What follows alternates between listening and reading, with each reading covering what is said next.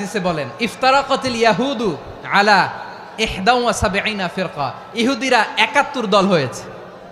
ইখতিলাফ করতে করতে কয় দল? সবাই বলে নাই কয় দল? ওয়াফতারাকাতিন নাসারা আলা 72 ফিরকা, আর নাসারারা হইছে 72 দল। আওয়াজ করে বলুন তো কয় দল? ওয়াসাতাফতারিকু হাদিহিল উম্মাহ বি73 ফিরকা। আর বিশ্বনবী আফসোস করে বলেন আমার উম্মত হবে 73 দল। ইহুদি 71 দল, নাসারা 72 দল, আর আমার উম্মত।